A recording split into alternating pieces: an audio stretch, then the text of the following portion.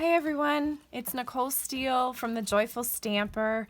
I'm an independent Stampin' Up! Demonstrator, and today I want to show you how to take these Stampin' Up! Shipping boxes and turn them into cute little Easter baskets. I saw this in the Stampin' Up's mini catalog.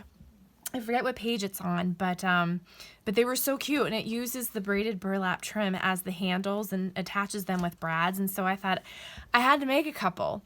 I've got lots of people that I'd like to give Easter baskets for, so I thought this would be great. So this one I used in the tropics, or was it Tropical Oasis Suite to make it. I used the paper, the dies, the stamps, because I thought this paper reminded me of all those Easter lilies that my church has up on the altar for Easter Sunday. So I don't know if these are lilies or not, but because I'm not an expert on flowers, but that's what they reminded me of. So, and then I have some paper shreds in there.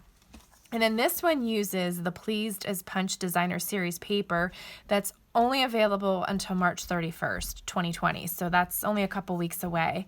And I used the Tulip Builder Punch to punch out some of the images from that paper. And I just, I wrapped it all the way around the box. You can see that. And this little Happy Easter comes from the Timeless Tulips stamp set.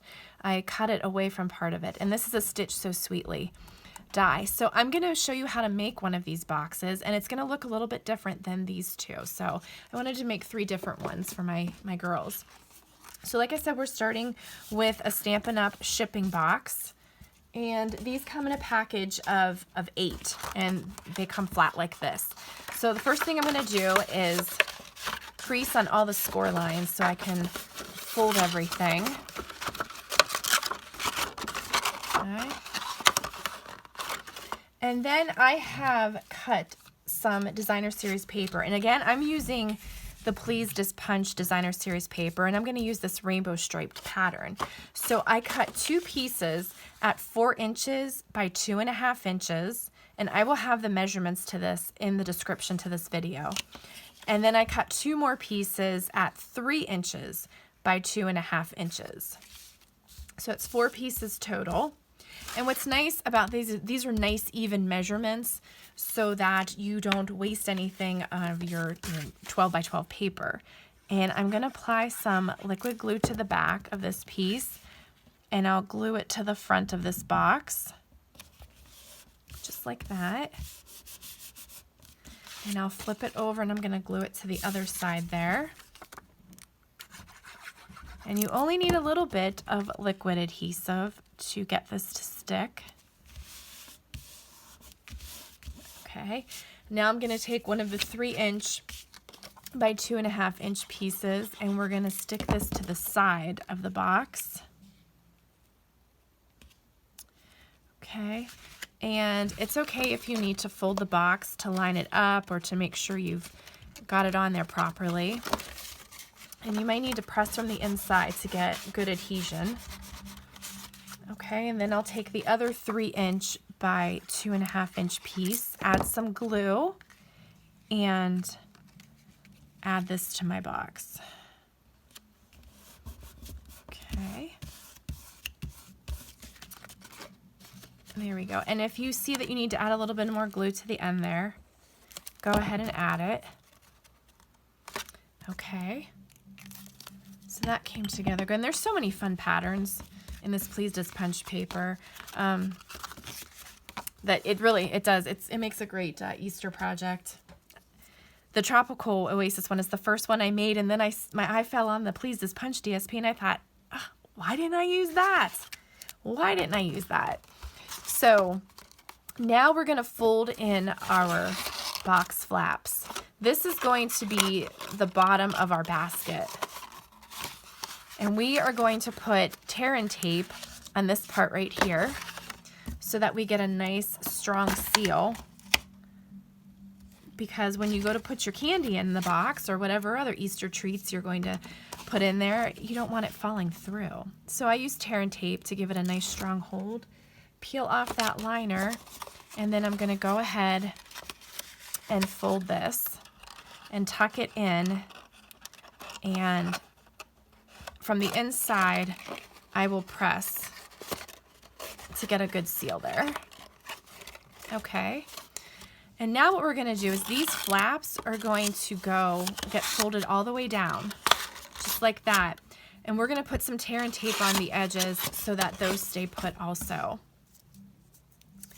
So I'll take some of this and fold those flaps back so hopefully you can see what I am doing. Okay, there's one there. And then I'll add a little bit there. Tear and tape is an excellent adhesive to use when you're making 3D projects because it is so strong. However, once you lay it down, you really cannot readjust it. So it is not a forgiving adhesive, but there's no reason to be nervous to use it. And you can see that you can tear it right off. You don't need scissors or anything special to do that. You can just rip it right apart with your fingers, and then you peel off the liner, and we are going to just tuck the flaps in just like that. Peel off that one.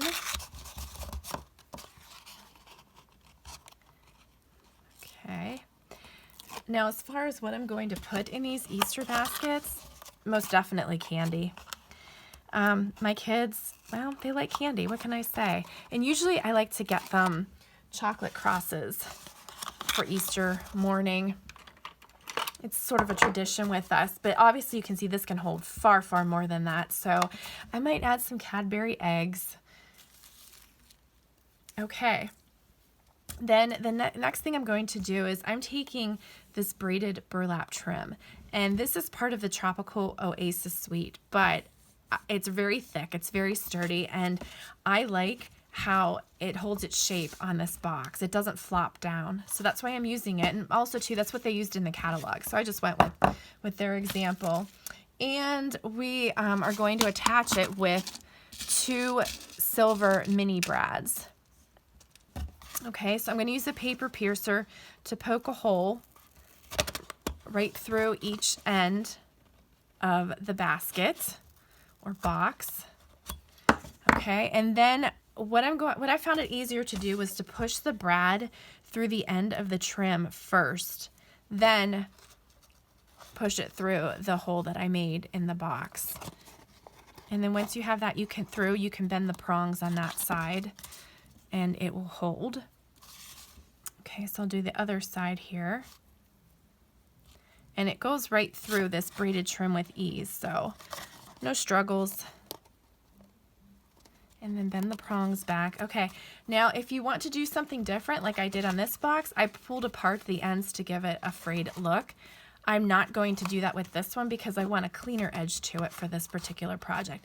Now you want to decide which side you like better because, you know, sometimes that does happen. So I like this one better. I think it's a little bit cleaner.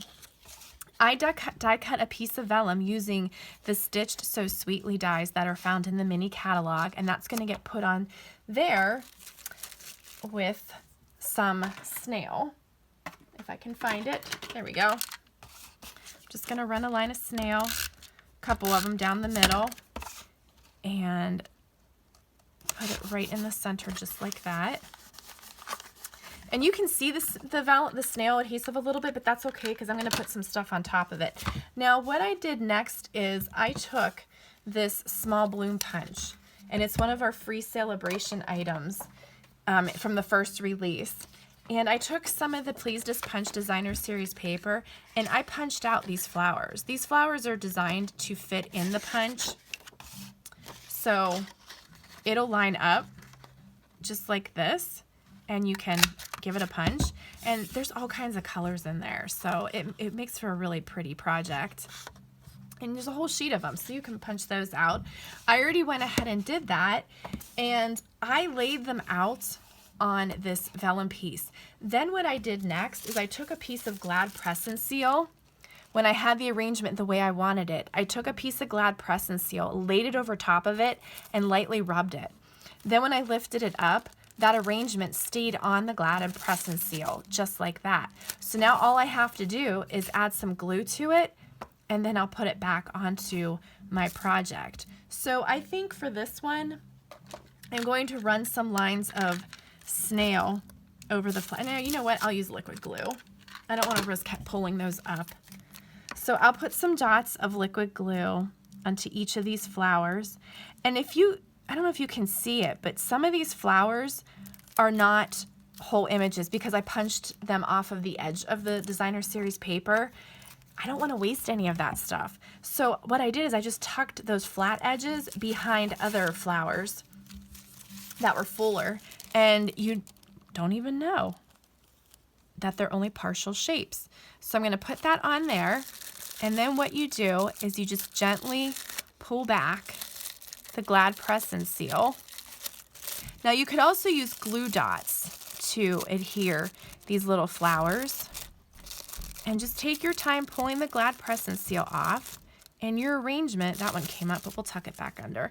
Your arrangement will stay just the way you like it, because I don't know about you, but sometimes I will just casually lay things down out on my card and it looks great.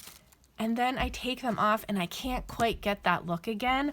Well, that Glad press and seal trick allows me to keep the arrangement that was so pleasing to me. And so when I take everything up to glue it, I don't lose that. So that's really handy to keep a roll of that press and seal in your craft area. Now I'm going to take a little skinny strip, and this is just a scrap of Pool Party cardstock left over from probably when I trimmed down a full sheet of the cardstock. And I'm going to take Highland Heather ink, and I took this greeting right here. Happy Easter, happy spring, happy, happy everything from Timeless Tulips set. And I'm going to ink it up with Highland Heather. And all I really want from that is the Happy Easter. So it doesn't matter that nothing else is going to fit on this, because I'm going to trim it away anyways. And I'll take my paper snips and I am going to cut down that so that all I have left is Happy Easter. You could use your paper trimmer for this, but I find it easier to use my paper snips just because it is so tiny, and it's nice to have it straight, but I'm not that worried about it. And I'm just going to put that there, and I'm going to put a little line of liquid glue on that so that I can attach it just underneath those flowers, just like that. Okay, now here's the one I kind of debated about. I was going to use this polka dotted tulle ribbon and just tie it in a knot and stick it there. But then I thought maybe Whisper White Baker's twine, but you know what? I'm going to go with this. This stuff's just so pretty. So all I'm going to do is tie it in a knot. I'm not going to try and tie it into a bow. And I'll make it a loose knot so that you can see it. Then I'm going to attach it with a glue dot. And to you do that, just press it to the glue dot right on the wax paper, and when you pull it away, it'll stick to the ribbon. And I'm going to put that right there. And then I am going to trim it down because I really don't want this to be that big. I don't want to cover up those pretty flowers. Okay, and there you go. There's the Easter box. Wasn't that easy? Yeah, and you could make 8 of them because that's how many of these Stampin' Up! Shipping boxes come in a package. So there's all 3 of them.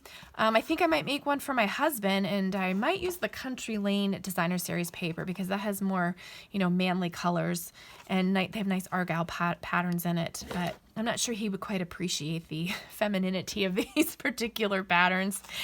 But that's such a cute, simple project. I hope you'll give it a try. And if you need any of the supplies to make these projects, be sure to visit my store, shopwithnicole.stampinup.net. Use this reward code and you'll get my free March class tutorial being offered this month. Thank you so much for joining me today. Bye.